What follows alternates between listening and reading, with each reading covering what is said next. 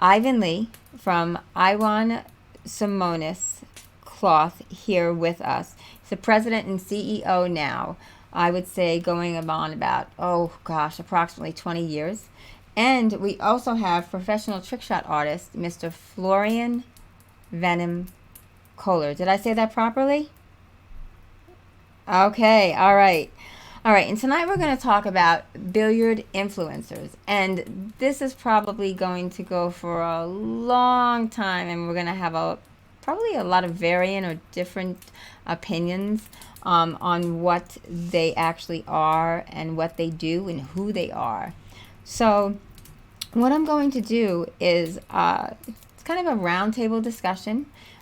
So if there's anybody that wants to lead off, such as Ivan, what I've done is I have chosen the people that I feel are very influential in the billiard industry. That's me personally. So Charles Lakey will be coming in, and we're looking for Upstate Al as well, but they are a little bit behind because of things they need to do. So here we go.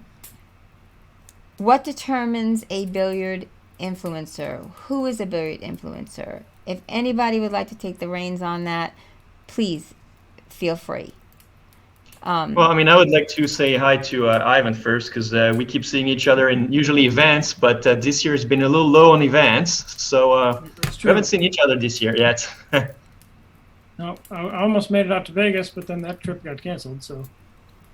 Yeah, unfortunately, yeah, the BCA trade show, right? Yep. Well, we're actually going to a meeting before the trade show, but then I'll probably come out for the trade show because the juniors will be out there at that point. Nice. Yeah, I think the APA events seems to be upset and going. So Vegas is reopened. We don't have really mask mandates anymore, so it looks like it's going the right direction. So it looks like Vegas will be open for business again for pool very soon. So can't wait to see things go back to normal here. That'll be good. Okay, so you're trying to talk about influencers, right, Gloria? Yes. I want to know. I consider Ivan probably one of the biggest billiard influencers in the industry. That's me personally. Other people will see Emily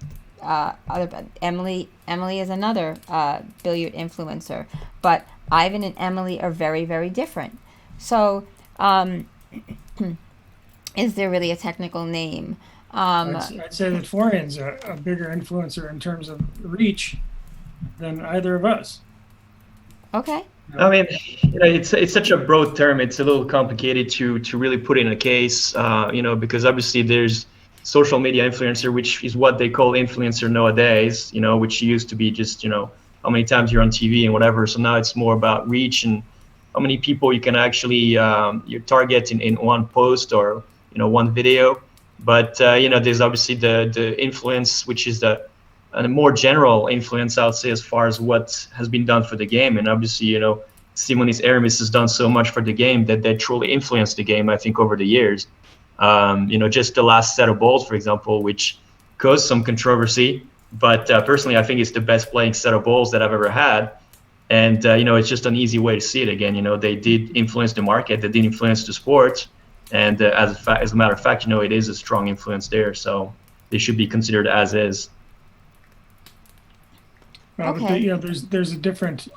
Again, what are you trying to influence? If we influence things from the manufacturing side, if we're trying to elevate the equipment in the sport or the look, that something dynamic like that, of course there will be influence. But then again, I turn back to Florian, who has such a broad reach to all the public. And what's he doing? He's creating interest in the sport. So I can influence from the production side, from the manufacturing side, but then bringing people to the game, to enjoy it, understand what's even possible. There's still people that I know who have played pool, and I think one of the challenges I used to put out was to say, find anybody over the age of about 12 or 13 years old in the United States who hasn't at least an understanding of playing pool. They've all seen the games in bars or in pool halls or tables at home. And so you have a very, very broad appeal. And we used to track this with the Sporting Goods Manufacturers Association that, pool, as a general definition, was second only to like walking as a known sport in the United States. Well, I don't think walking is a sport necessarily, but I mean, a lot of people do. And there's a lot of people involved. Pool is one of those things that's sort of ubiquitous. Everybody knows it, everybody sees it, and they don't necessarily, get as excited. It's like, well, there's a pool table, and everybody has seen them. They know what they do. So what kind of influence are we driving? If I'm trying to, through sponsorships and things like that, get some of the players, some of the amateur players, some of the professional players, some prize money to get them involved or kind of elevate the sport in that respect, and trying to provide, really the utmost in equipment that I can provide so that they, one of the things that we do with our product, obviously, is we say like, the products are so, best in class. It's like, would you rather play against your opponent or against your equipment? That's an ad we run that says, you want true playing products so that you're not playing against your equipment. You want to be playing against your opponent. And that's something we really believe in. We've taken that to heart. And we commit a certain amount of our profits every year back to the sport worldwide. I handle North America, but Bernard in Belgium does a tremendous job around the rest of the world. We're involved with federations, with tournaments directly, and it really is a very broad net that we cast. Yeah, I mean, I did have a talk with Bernard before about how many federations are sponsored by Aramis and Simonis for, equipment. It's actually incredible. Like, you wouldn't believe the number. I mean, it's straight ridiculous. I don't even know how it's even possible. Well, and again, we try and we cast a broad reach, and we want to help. We're very easy to deal with. We bought Aramis about 2012, and really the corporate culture of the Simonis company, because Simonis has been closely or privately held since they were founded in 341 years ago, and they've been in continuous production since then. They're the only cloth mill left in Verviers, Belgium. But it used to be that town was all cloth mills. That they all made wool cloth way back when, and but they're the only ones left now.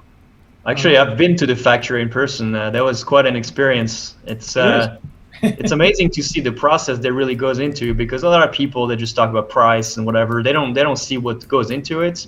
But I think what really surprised me, not really surprised because we knew it, but like really impressed me, was the quality control. There was like one lady doing quality control with it's like a flashlight or something, right?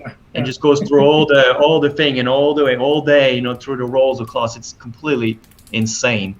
And it's still really one person controlling each task, right? Well, the first department that comes out of, because they weave it, they have the weaving machines, and then once it's woven, it goes to the mending department. And what they do is they inspect literally every square inch of the cloth. If there's a thread that's pulled or a bump or something, they fix it.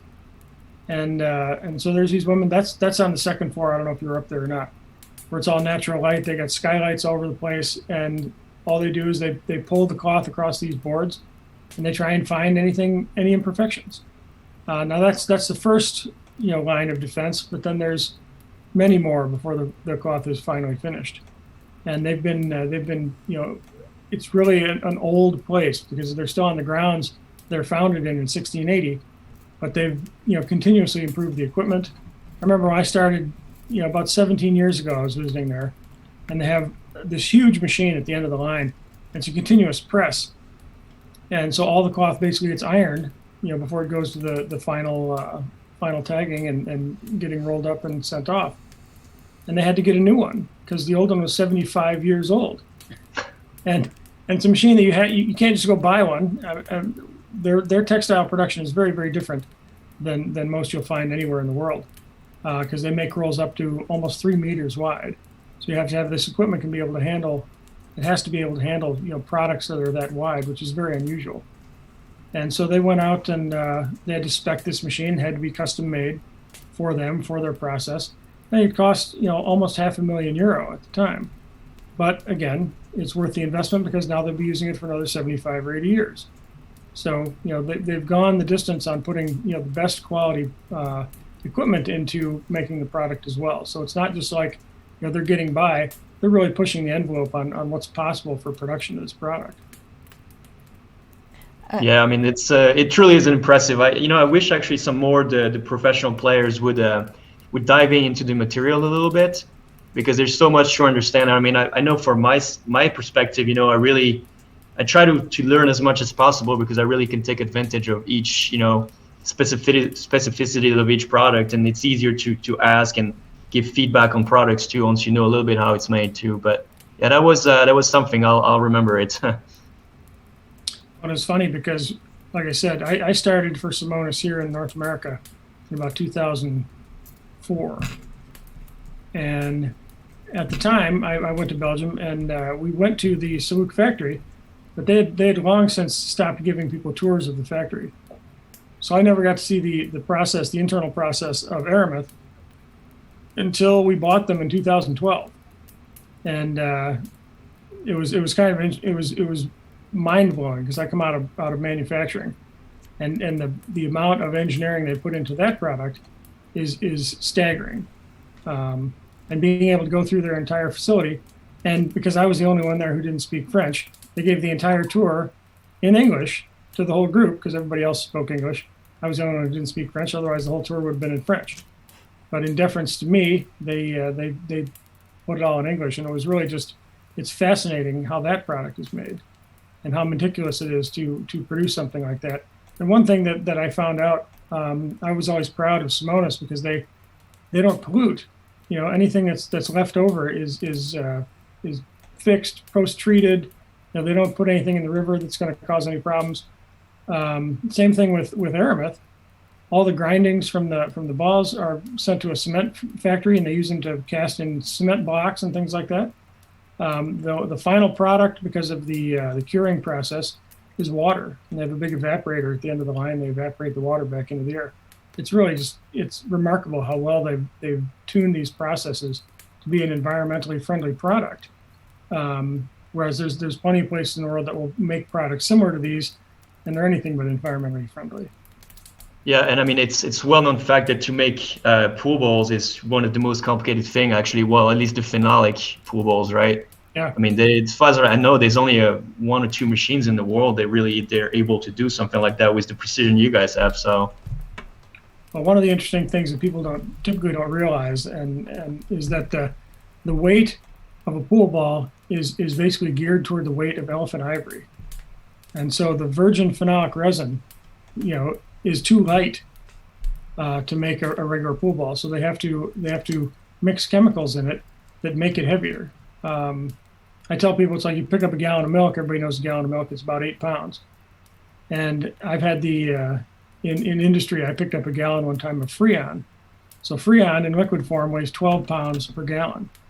And so it's got heavy atoms in it, and you have to use heavy atoms through a chemical process to make pool balls weigh the proper amount to make a pool ball. And the interesting thing there is the chemical has to be perfectly dispersed, otherwise the ball will not roll straight. And that's one of the most difficult processes in that whole production line, is to make sure that everything is mixed properly and cast properly. Otherwise, those balls are not going to roll straight. Excuse me for one moment. I just wanted to very quickly. There were people here in the chat. I wanted to ask everybody. First, I wanted to say hi to everybody. Thank you for joining us. We're here with Ivan Lee, President and CEO of Iwan Simonis Cloth, and we're here with Florian Venom Kohler. There we go, professional trick shot artist. And in the waiting room now is Mr. Charles the Inventor Lakey. That's our tour ambassador. I'm asking everybody, please share to groups. Also, down there's a pinned comment. Hello, Ron. Hello, Jan. Hello, everybody. How are you? There's a pinned comment, and in that pinned comment, you're going to see links to Iwan Simonis, Fusion, Charles on Facebook, IG, Florian, Facebook, IG, Upstate Al, our tour. You can, what is that? Aramith and Strategy. Aramith, yes. We have all the links there, so please go visit. If you have any questions, any curiosity, go visit, and then feel free to ask us a question. And if we're not really into into a deep part of a discussion, we'll be more than happy to answer. I think Ivan's doing a really great job here. What's the difference? We have a question here. What's the difference between AR2 balls and, hold on, I can't see the remainder of it. Let's bring Charles in first. I'm soaking up all this technology. So Ivan, what you're saying here is really getting to people. So what we're going to do is we're going to bring Charles in, if that's okay with everybody, because he has really rushed to get here. He popped out. Oh no. There it is. Okay, there we go. All right. Thanks for Aramet Table Stick of Glory. You're very, very welcome, Pat. No problem. If you ever need anything like that, just send me a message and I'll be more than happy to send something out to you. All right. So Florian and Charles know each other pretty well, I believe, right? Well, not in person, but yeah, we've interacted quite a bit, so yeah. Okay. Thank you, Pat. All right.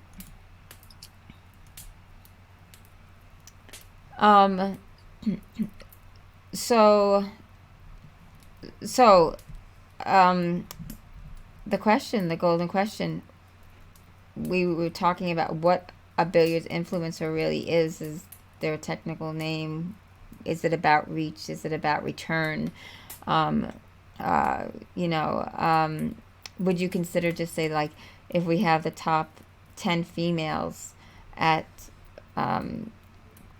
we're just making this up, in the WPBA at 350 to 470 a Fargo, but the top males are 890, 770 to 890. Are the females influencers as well? Because they don't have the ability to play, we're just using this as an example, the ability to play the game as well. Is someone an influencer who is basically a tour director, as somebody with or without sponsors? Like, there are just so many questions that I've been talking to people about. I'm really happy you're soaking that in, Nate. Thank you. And yes, Ron, thank you. I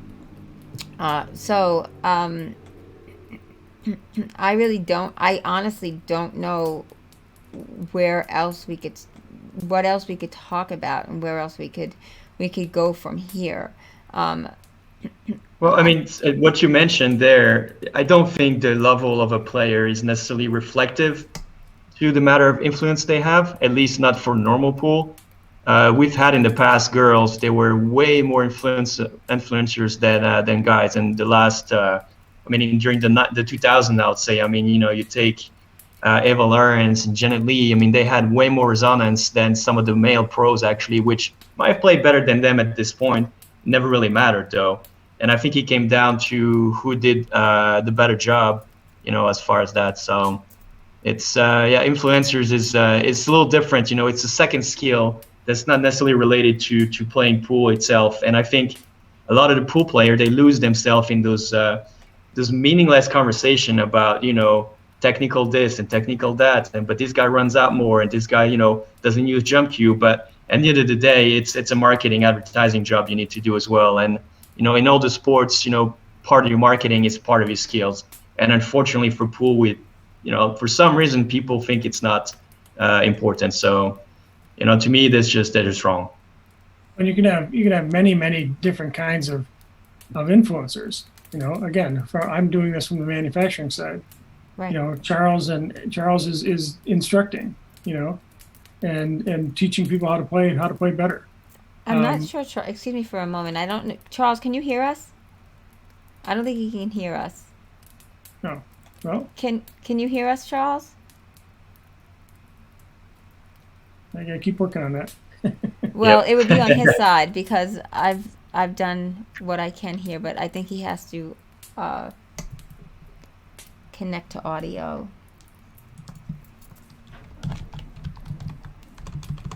So I just want to make sure that everybody's in. I would say that, as far as anybody who's an influencer of the game in any way, there's many categories. There's many different classifications. Instruction has been very good. Trick shots and entertainment is wonderful. When there he is. when Matt Braun used to do the trick shot magic and that sort of thing, it was tough to watch because when you're standing there, and everybody gets 3 tries at their trick shot and that sort of thing, I was always having a difficult time when I'd sit at those events, and you're sitting there and you're trying to look interested and you're you're going to be on camera, but ESPN loved that because that was their #1 rated show all the time. You don't want to see the trick shots. A lot of people see them and understand how they're even possible, And when you kind of break it down, and it was really good. There were a couple of times when, like Alan Hopkins was in the booth, and he'd actually explain, this is how this shot gets going. This is how it works. And a lot of people would it's very educational for somebody who doesn't really know that these things are possible.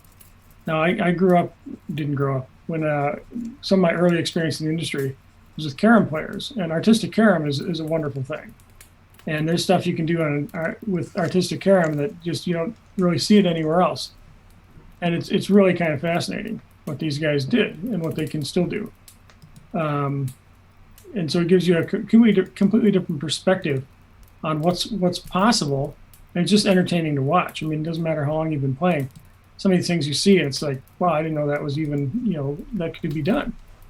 And well, I mean, to be fair, on my side, there was, Semi Saginair, who was the biggest influence on my, on my game, I'll say. Oh, yeah. I saw those videos on the internet back, like 10 plus years ago now, and I was like, man, this is insane. How is this even possible? And it was just so fascinating that this is what I tried to transpose into the pool, into the pool trick shots. And I mean, since then, I think it's stuck with me, So I'm hoping, as I'm doing my part of influence and create, other kids that would do the same. But I really believe it's just influence is an interesting thing because it comes out of every different domain, different markets, and I believe every one of us is an influencer of the game in some sort of way. in a certain way. Yeah. Right. I agree with that. And Charles, I can hear you in the background. Can you hear us okay? Yeah, I hear you okay. Okay. All right. Well, welcome. Hey, welcome. Charles. Hey. Now, first of all, I just, that's like Florian Kohler. We've sent messages to each other for a few years, but we never spoke really. If we talk influencers, Florian, that's my #1 from the beginning. It's not just a game. He plays another game, another dimension, and but the heart is shown for the sport to help others. That's amazing. Thanks. Well, that's what I've always tried to do. Since the beginning, I've always tried to bring as many people to play pool, and especially the younger generation. I've always said to people in clubs, like basically all I'm there for is I'm like a little bit like your exposition, right? So I'm gonna show things and then I'm gonna get them interested. The rest is up to you guys to take the kids and make sure that they are gonna be pool players, because out of all the kids that you're gonna interest or they're gonna be interested in the game, one out of 100 will play a few trick shots.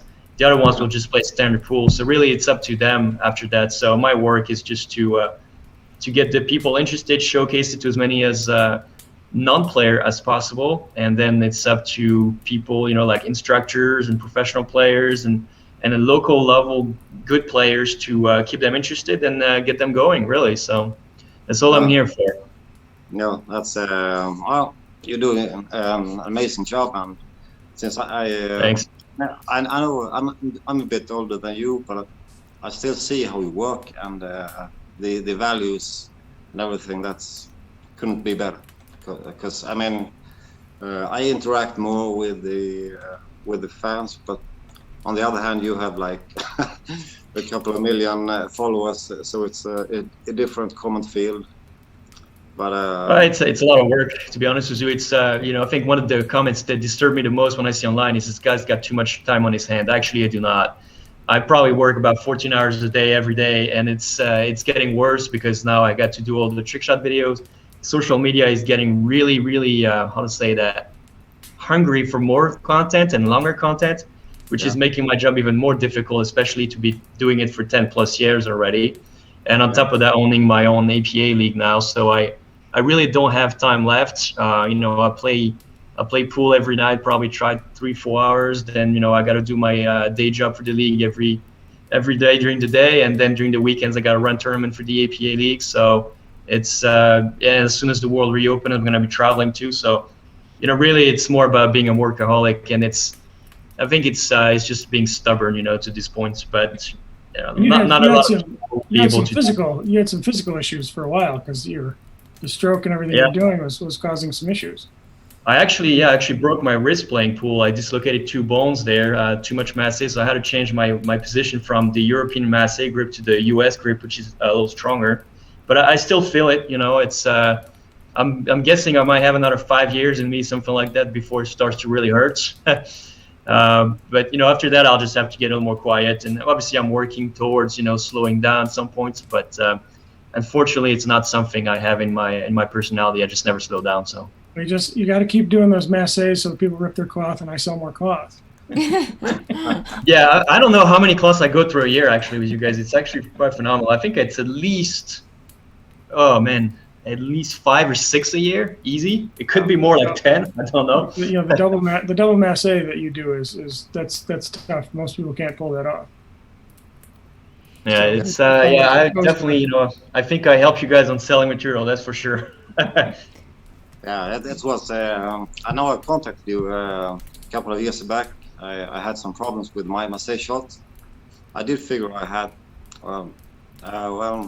decent power in the Massey, but I wasn't consistent. And you just put your work on side and helped me out. And it took like 10 seconds, got a reply, and well, it works better.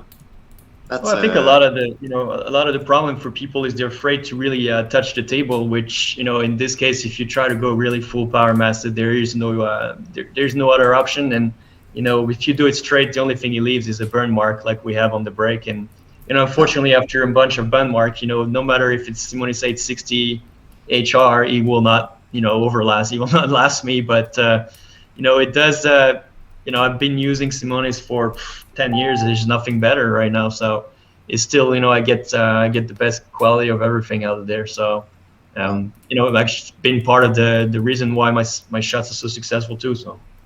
Yeah. And you still here, Gloria? Oh yeah. No, I'm just taking all of this in. I remember when I first started talking to Ivan, I did not think that I was going to get a rundown of the cloth and how it was made, and when it went back, I was like, oh, I thought I was here for a like to have a sponsor, and the next thing you know, Ivan gave me the whole, just everything about how cloth was made, the balls, the formula, the whole 9 yards. So he informed me a lot about what it was, and I really had more respect because I always loved Simonis and I always loved Aramis, but I had even more respect for the company when I found out that, you know, what they did and how they did things and why they only have two places. Right? Is that still correct, Ivan? You only have 2 locations for the cloth when it comes to making the cloth? No, the Simonis cloth is made in one place. Oh, just one. Only one place in Belgium. Yep. Okay. All right. We bought the Strachan mill in 2016, and they make snooker cloth and they make English pool cloth. So that's a second, but that's a completely different factory, and they make a completely different product. Okay. Well, yeah, I had gotten a really good, well, let's just say a class on Simonis and Aramis, and at that point I was just like, wow, I never realized how much went into it, because as a tour director, I was familiar with how to run brackets and, you know, hoping how to get, you know, more sponsors, but I never understood what went on, and that's what I'm saying, like, behind the scenes there, or what Ivan does, and then what is behind Ivan when it comes to the workers, and then the people like Felice with Ivan. So you know, I really wanted to get out. People call themselves influencers, and I almost feel as though everyone is an influencer. Like for me, I'm just a tour director. but I don't really consider myself an influencer. And then Ivan talked to me the other day and said, "Really?" And I said, "Yes. I cannot play pool nearly as well. Well, maybe as well as Charles and Florian, probably close. No, but I cannot. I'm not, a great pool player by any stretch of the imagination. Yet I'm sitting here with three of the leaders here, as far as I'm concerned, and I put this together. So, and I'm hoping that we get more viewers, a bunch of comments. We have 46 shares already. I'm really hoping that people understand a little bit more about Simonis, a little bit more about what goes on behind the scenes. I've seen Florian's outtakes. I've seen Charles when he gets frustrated. The bloopers are so funny, Charles, by the way. People tell him don't keep them. I think he should keep them. I think that they're really funny, and it shows he doesn't have a magnet underneath his diamond table. Do you, Charles? No, it's kind of, both Florian and me, we get some ridiculous comments.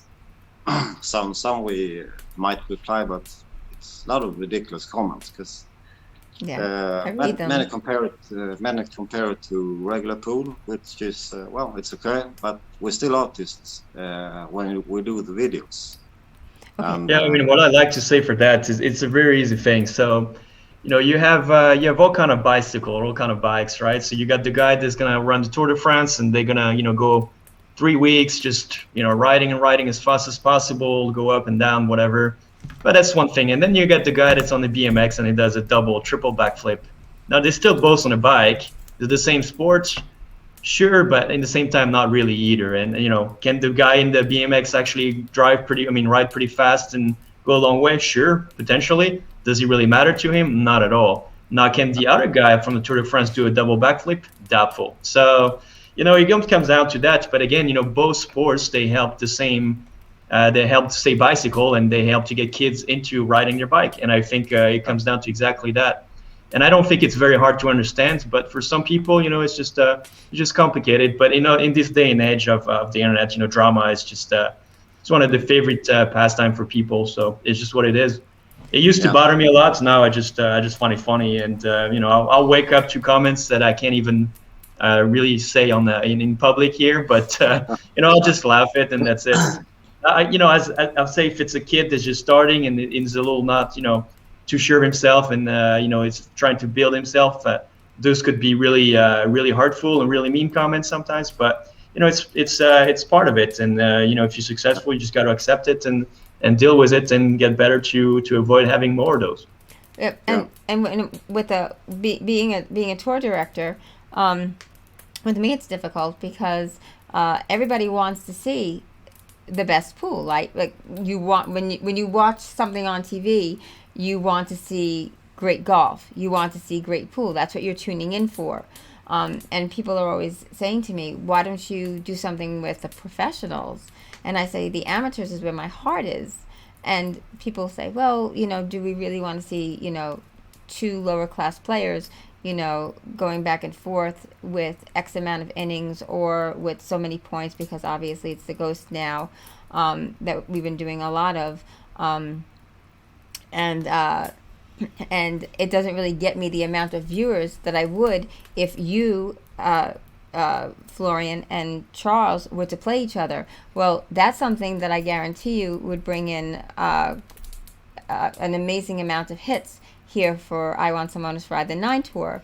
But that's where my heart is. So for me, I'm not all about getting 200 viewers or we give back 100% for the last what has it been, over a year now. Every tournament we've given back 100% of what we get in, and we worked off donations. And for the first few, we basically made $100 in 30 days. That was it.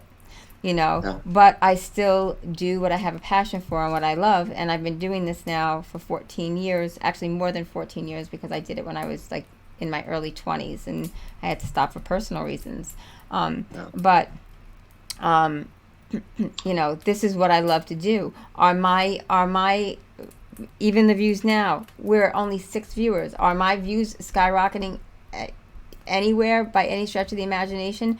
No. If this right here, if the 3 of you were on someone else's page, I guarantee you it would be skyrocketing all over. It was somebody that was up and known, and you know, someone who was really out there, or someone who was doing professional tournaments. This would be all over. So I'm going to ask you if you would mind, Charles, would you mind sharing this to your page, and Florian as well, so that people will be able to watch this. And I'm going to upload it on YouTube and see if we can get some more people to understand, because I want them to understand a little bit more about what the 2 of you do, what Ivan does, what happens behind the scenes. And then I have a question for you guys. Who's the biggest influencer to you in pool in your life, and why? Ivan, can you please go first, and then Florian and Charles, just because we're in that order. Well, that's kind of hard to say. And I guarantee these answers are going to be very, very different. Well, one of the earliest people I remember watching on TV playing pool was Alan Hopkins, and he was young then. I think he had a full beard at the time, and he's a young guy. And it seemed interesting, and he was I can't remember what station it was on, but he was complaining because the commentators, you could hear what they're saying. I mean, they're like right there next to the table, and he's like, could you guys be quiet while I'm trying to play, which I thought was kind of funny. I've known Alan for a lot of years now. We've worked together for probably 15, 18 years at least. And I've been in the industry, I was in the industry for about 14 years before I got into Simonis. So I used to build, used to be a cue maker, and then I actually ran Atlas Billiard Supplies out of Chicago for several years. So I've got a lot of depth in the different aspects of the game. But as far as who really influenced me, that's kind of a tough one. Some of the people that I respect the most, I actually got to judge a competition. I don't even know what year it was, but it was Semi Saginger and Eric Yao and Mike Massey. And I was one of the 3 judges. It was Bob Jewett, Jeanette Lee, and myself for judging them in artistic carom. And that was at the top of the Riv before they tore that down in Vegas. And how long ago was that again? What's that? How long ago was that? That's got to be, I was working for Simonis, so it's got to be, I'd put it like maybe 15 years ago. And what made you want to get into Simonis, though? What made you think, well, this is a great fit, pool, cloth?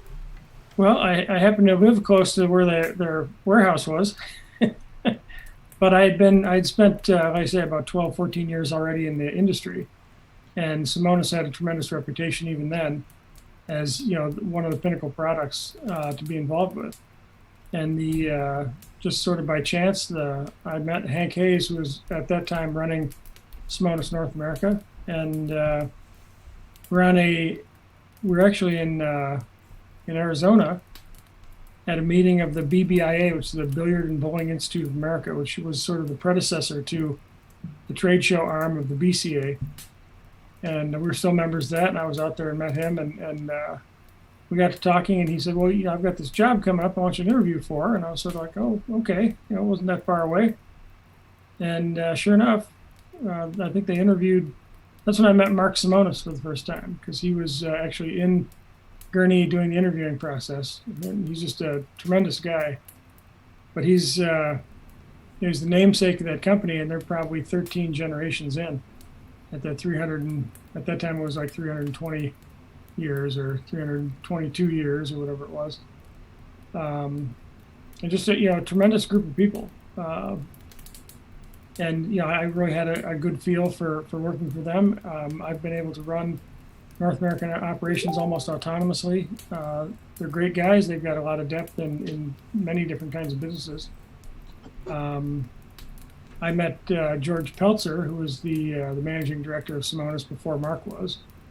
And I mean, everything is so interesting because these, the history where they're from is so deep and so old that like George Peltzer was a Templar Knight and all these kinds of things. It's like, does that still exist these days? You don't think about that in the United States. And my first trip over there, they're like, oh, like, where do you live? Well, I live in an old house. It's like 40 years old. It's like, oh, this guy over here lives about 5 miles away from here. His house is like 150 years old. I'm like, okay, it's a whole different thing, So but very friendly people, very likable, very good at what they do, and it was for me. It felt like a very good fit, and here it is, about 18 years later, and I'm still enjoying what I do. Yeah, almost 2 decades. And I'm going to give a little bit of private business out there. Ivan said that he made cues. In case anyone does not know, Ivan made cues for, was it Ray Schuler? Yep. I don't know if anybody knew that. Did anybody know that Ivan was a cue maker? I did. Okay. Oh, hi, Brian. How are you? People from the tour popping in. Yeah, so Ivan did that prior to Simonis.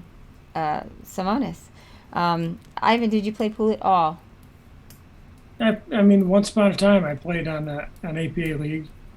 But it was funny because I had some friends of mine when I was a cue builder, and they're like, wanting to get me to play on leagues all the time, and it's like. So I remember sitting at a bar one evening, waiting for my turn to play, and the one guy was very excited. And he's like, why aren't you more excited? And I said, hey, what do you? His name was Ron. I said, Ron, what do you do for a living? He's like, I'm a computer programmer for Allstate. I said, when you get home, do you play with your computer? He's like, hell no. I said, yeah, I build cues all day.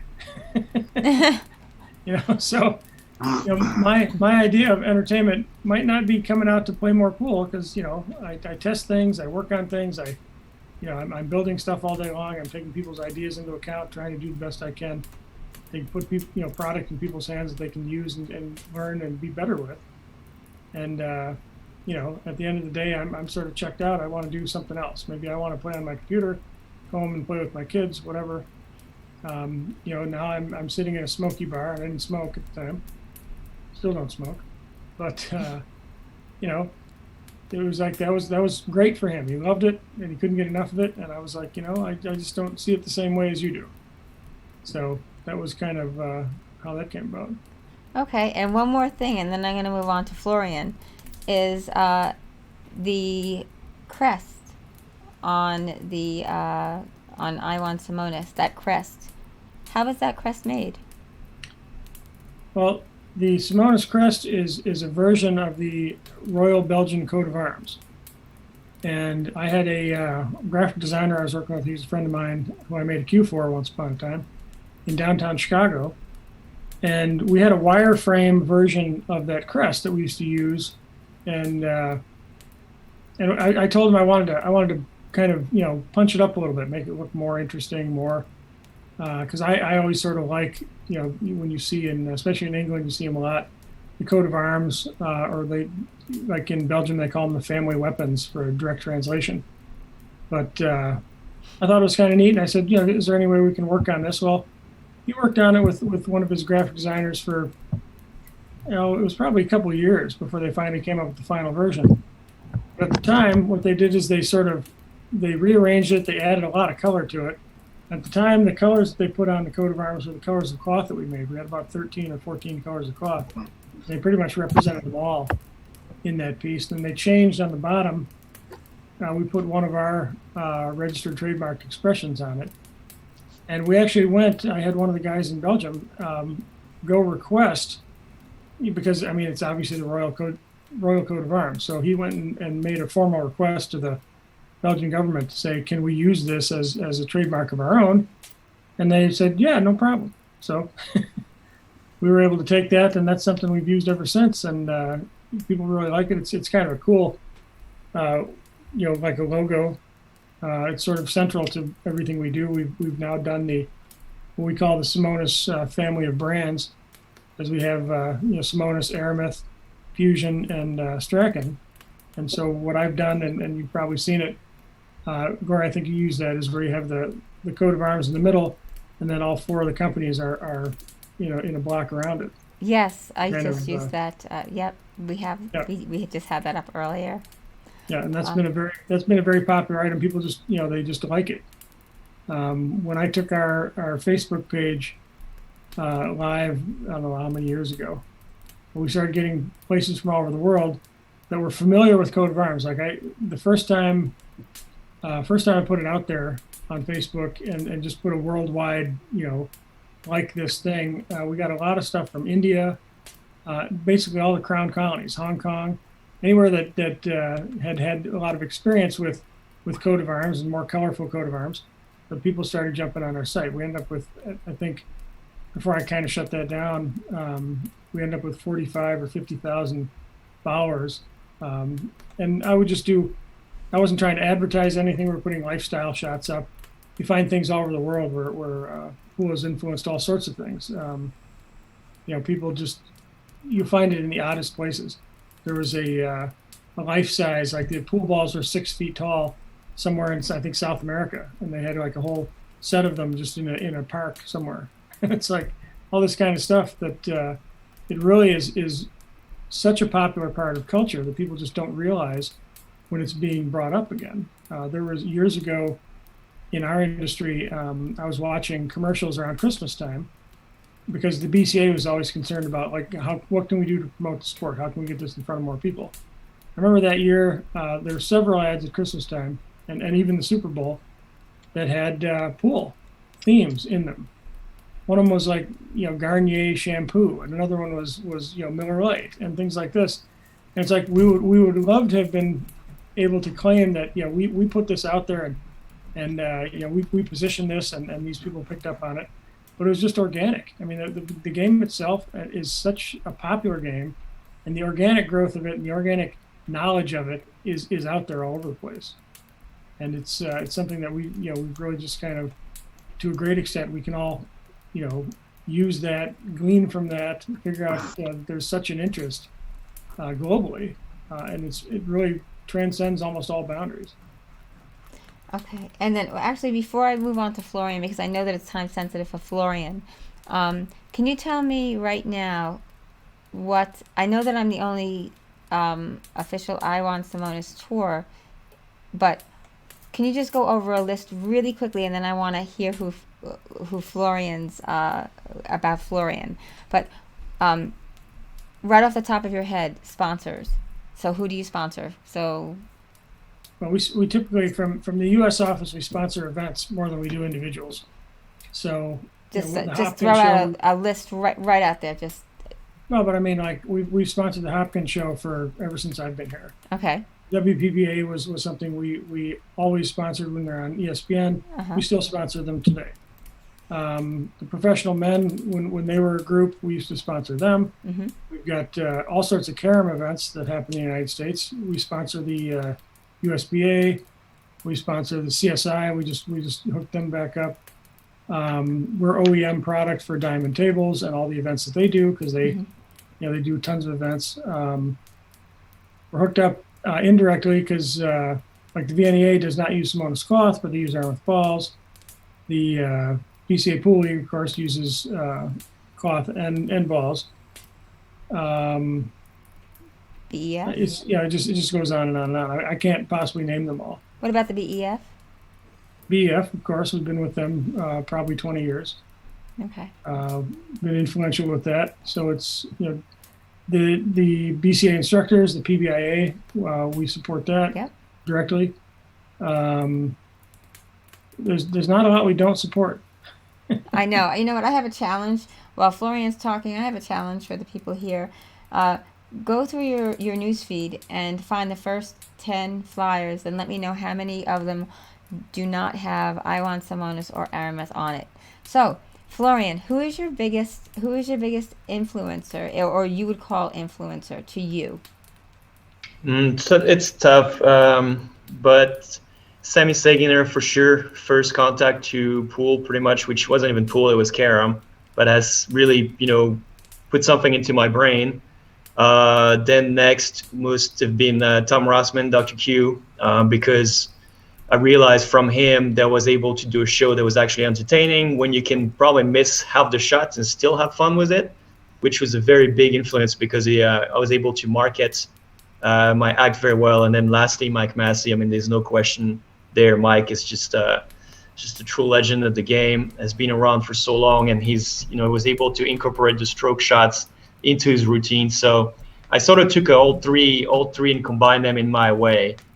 I think, as far as normal pool goes, it's kind of hard because coming from Europe, we didn't have the same, we didn't have the same thing really around. So, but if I had to have a couple of the pool players, it would have to be Efren and then Johnny Archer. So yes. that would be, Johnny is, whenever I was first exposed to pool, he was the man, so Johnny was the man, and it still is a great player to this day. So, but that would be my biggest influences right there. It's not really just one, but if I got to give the most credit to one, it would definitely be Sammy Saginair and his Magic Trick Shot DVD. That was just, it really shaped my whole view of pool. Even though it is carom, but it really shaped my whole view for my pool trick shots. Do you still have the DVD? I have it somewhere in France. Yeah. Okay. Yeah. Okay. All right. Thank you very much. And then Charles. Charles has such an interesting backstory. I know Charles' backstory, but shoot, Charles. Well, I know I'm putting you on the spot here. That's the whole idea. This is raw and live. Well, I've had a few minutes to think, but as Florian says, it's hard to pick one because my background is, it's different because since I played alone. I didn't have any pool players believe in me. So as you know, even the coaches rejected me because they didn't see any talent. So does anybody, excuse me for a second, does anybody know Charles' story by chance or no? Probably not. Okay, so the coaches didn't believe in him. Well, it's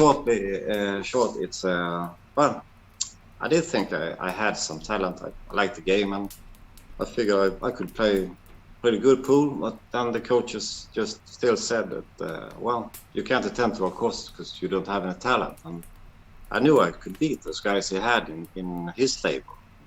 And, I asked, what do you think? I asked the coach, what do you think of my chances for the Swedish championships if I'm lucky in the draw? And he and the others in that group that just turned around and laughed at my face and didn't get any answers. So I played 2 years by myself on the far end table, 8 hours a day, every day, minus Christmas Eve because it was closed Christmas Eve. But then 10 years, 5 hours a day alone, and then I just quit. And I think I won like 13 championships in Sweden, the nationals, and then I just quit because I got tired. Everyone gets tired sometimes when you play that much. And then I started again, and I was invited to the club. So I just entered a tournament, a small tournament. I hadn't played for like 20 years. So it was 9 to 3, and I made 24 balls and lost 3-0 anyway. So, then I figured I'm just going to buy an old cue, start playing, and took like a month. Then I was by myself again. So I rented a room, and then I was alone again. And then someone said, because they saw I could produce, some spin, backspin, and everything. And I said, "Have you seen Florian Kohler?" And I said, I've been away like 20 years, so I have to check. And I saw Florian's game. It was like, I thought that was just pretty sick. So I figured I played in my own room and couldn't try to copy some, and which was impossible, of course, but I came like pretty close, and then I added the Western style on my game, which is very unpopular in Sweden because if you're successful in Sweden, you have to apologize. And in the Western style in America, they just scream they are the best before the match starts. So it's pretty different. And so I don't have many Swedes on my pages because they don't like the style when you promote yourself. But artists must promote themselves. Often they don't see what we do behind the scenes, like Florian does. Every time I have exhibitions in Sweden and Norway, Finland, I stay for 3 hours for free to help the kids, coach them, show the things, and that's our way to promote sports. So if I'm gonna pick one, I gotta pick my parents because they were the ones paying for my pool. And I did have one guy, he's deceased today, unfortunately, but I just loved his style, you know, rocky backswing. It was a beauty to watch.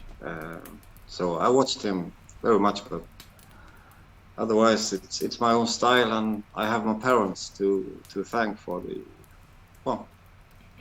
if I see it as a success, I do, and every trophy I have, my mother has it at home, because I said, if it weren't for you, I wouldn't have won anything. So I've given all my trophies and medals to my mom.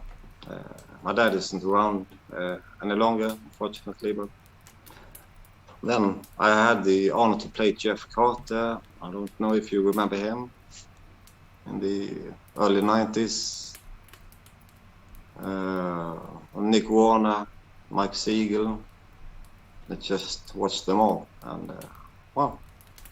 But I play my own way, and today, influences for me, I have to be boring to say, I mention Florian all the time, but people don't know how much he's done for me, and I don't think he knows it himself. I wanted that too. It's kind of, I can never repay him for that, but as I said, the heart he shows for the sport is... Thanks, yeah. I saw a flyer, you know, the one I sent to you, who wins, you or me, and it's kind of ridiculous, because we don't have that way in our game. If we play that match, you and me, 9 to 13, any rule, the viewers will win. They will see a match, the match of the century, because it's going to be super entertaining. It can happen, you know, when the world comes down, someone arranged the match, of course we can play, and the ones who watch the match, there'll be a winner, guaranteed. But as far for you and me, we don't pick winners in our game. Go ahead, Florian. This thing is trick shot is, you know, to me it's always been wrongly labeled anyway. You know, as far as I'm concerned, the real objective for a trick shot is to do a proper show when you entertain people and you bring people to love the game. So every time we try to do a competition, to me, it never really quite translated the way it was supposed to be. And if I'm correct, actually the best one I've seen was the one Ivan judged on that carom table, because there was more of a judging when it was about entertaining and not just, you know, doing a technical shot that you have 2 tries to make it. To be quite honest, our world championships are boring. You know, I've done them because I had to prove that I was hanging up there, that I was good enough with those guys, and I did. I won plenty of the stuff that I needed to win, but I still never had fun with them. I have fun. Even on Trick Shot Magic, I won Trick Shot Magic 2 on TV, which is really the tough one. But it was the same thing. I didn't really have fun because it was a competition, and it wasn't the solo trick shots. You know, I have more fun when I go and do an impromptu show with Tom or Mike, and this really is the spirit of trick shots. So sure, you can make match up, and you know, people can talk crap here and there. They can say I can't play pool. Doesn't really matter. At the end of the day, I'm here to entertain, and that's my whole goal. And you know, some people might not like it, but it's fine with me as long as 99% of people like it. I'm good with it. So that's all I'm going to keep doing anyway. Well, I'm just going to put out there that both of you are not just professional trick shot artists, but both of you can actually play pool. You can actually put together 3, 4, 5 packs of 9-ball. Both of you are pool about players. that, by the way. So we really got to make a distinction between professional pool and a good player. There's actually an enormous gap in between a professional player and a very good amateur. And people don't see it because at the end of the day, it looks the same. They just run racks. But mentally, it's a completely different sport at high level.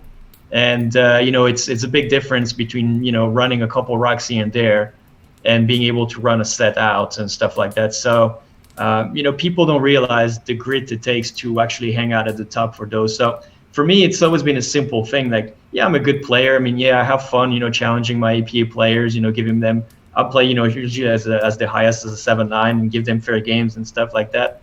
But it is so different to be actually a pro level. And to me, there's no interest in becoming a pro normal pool player because it's too hard. I mean, those guys at the top, I mean, you've seen it, it doesn't last very long. I was player the decades, and after that, it's very tough to hang out because it's, they have the skills. They never lose how to make balls. They never lose how to make position. But mentally, to be able to hang up the top in there, to not give up anything, to never miss, is a completely different animal. And to me, to be quite honest, the reward is just too little compared to what I'm able to do with trick shots. So there is, pool is going to be fun for me, and the same for carom. I love to learn from each of the games, carom, pool, whatever it is, but I have never had any pretension in becoming professional, normal pool players or beating the Mosconi Cup or anything like that, because I just know too well how much it takes to be there. And, I have too much respect for the game that way. So I could pretend, but, there is no point because, I just love what I'm doing too much anyway. So how would you feel about, because there has been talk about the two of you going basically, against each other and having some type of, a formal match being streamed. I would absolutely 100% put myself out there, say, I want to do it. I'm just saying, I want to do it. Completely free. And if you were to do that, we could make it so that, yes, we have the viewers, but maybe people would have to donate X amount of dollars, and that money would be tallied up, or divided, I should say, after being tallied up and divided between the two of you, and you could put it toward an organization that you would like to. Something like that. That's an interesting thing, but again, if it had to be something like that, I mean, I have to be more than just normal pool. I mean, why would I be judged on riding the Tour de France when I'm the guy that does backflip? I mean, to me, it is completely preposterous. So it's it's okay. People can make their dream game, their dream match, saying that Efren in his prime is better than Shane in his prime and all that stuff, but doesn't mean it should happen, doesn't mean it's going to happen. So well, maybe to me, we have to play everything. Then would have. I was going to say, why don't you shoot right? Why don't you nutrition, trick shots? Then free trick shot. I mean, there's so much to it, and the funny thing is, people don't realize that 9-ball is such a little part of our games that it's almost non-relevant compared to actually what should be a real challenge match in a real trick shot condition. Well, that's what I'm saying. But we could put something together where it's whatever the two of you decide you want, and we could have someone judge it. And I think it would be entertaining, and I think that it would help the community out, because what we do at Ride the 9 Tour is we do drives every year for the homeless, and we do drives for animal shelters, and our money just goes right straight toward that. We don't take a penny of any of that either. So I would like to do something nice for the community, or whatever you'd like to choose, and if I get to stream that would be absolutely wonderful. So if you would put me against Florian in a trick shot competition, I mean, he's gonna eat me. He's gonna eat me alive. I promise you. It's people don't see the difference between our games. It's like normal pool. Maybe I'm a little stronger in that, but as far as it goes to influencing pool, it's still me and Florian, just about all the time. uploading free tutorials, game techniques. Florian has presented aiming techniques. He knows how to break, 8-ball tutorials, everything, and I do the same. So we put in a lot of time for free to help other players, and it's a big difference. And I mean, it was pretty close that Florian would visit me in Sweden, I think last year.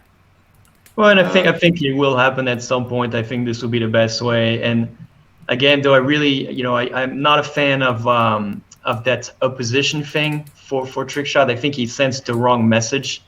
And and I've been there and I've seen it, and I've done those head-to-head challenge, and I've seen the results. And to be quite honest, I don't like to lose. So I always try my best and whatever it is. So, but it's not the right message. It really isn't. And Trickshot should be above that. It should be something different. And while there is an aspect of who's better and who's less good, but I think I've learned through my years that all those head-to-head things, they never really work out too good, except if people are actually willing to work and present, do some sacrifice at some point, meaning you got to sacrifice a technical shot that doesn't look too good for a less technical that actually the crowd likes. And in my opinion, if we did that, we would still have the ESPN event. But unfortunately, because it didn't go this way, and we had those events are gone. So I think it's a sad part, and I truly believe that if we had done that right, we would still had that the tournament on TV. So in the future, I really think this is the way to go for us. Okay. All right. So we've gotten some information here, for me anyway, as to what sorry, we have a message that's coming in through the back, as to what a billiards influencer is. And it really doesn't have to mean that someone of a certain level, they don't have to be on Instagram and have 500,000 followers.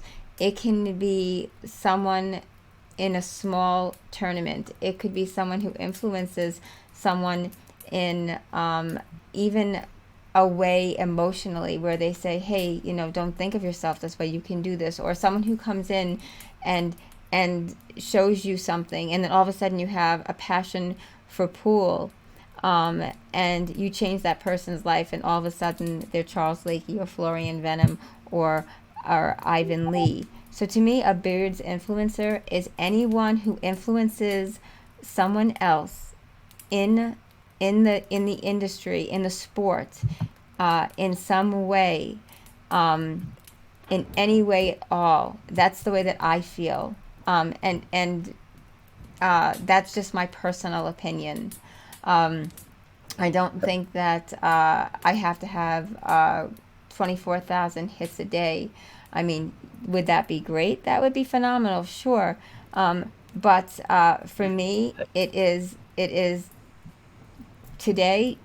My influence was geographically closing the gap with Zoom to bring Ivan, Florian, and Charles on screen for the viewers, should they want to be able to watch and listen and understand what their thoughts are, and to ask any questions should they want to. So is it okay that I go through a couple of questions here really quickly? I'm actually, Gloria, I have to go, unfortunately. It's been great, but it's the middle of my day, and unfortunately I had something planned at 5, and it's already 4:41, so I better be on my way if you don't mind. No, not at all. I really, really do appreciate your time. It was a we kind pleasure. of veered from where we wanted to go, but that's okay, because we talked about what we really wanted to, what was in our hearts, and that was what's really important. Thanks for having me here. Thank you, Florian. Nice to talk to you, Charles, and Ivan. Always a pleasure. So, All right, see you soon. See you later, guys. Thank you. Hi everyone, thank you for tuning into the Fire Pit, where we bring billiards to your door. Please join us again soon.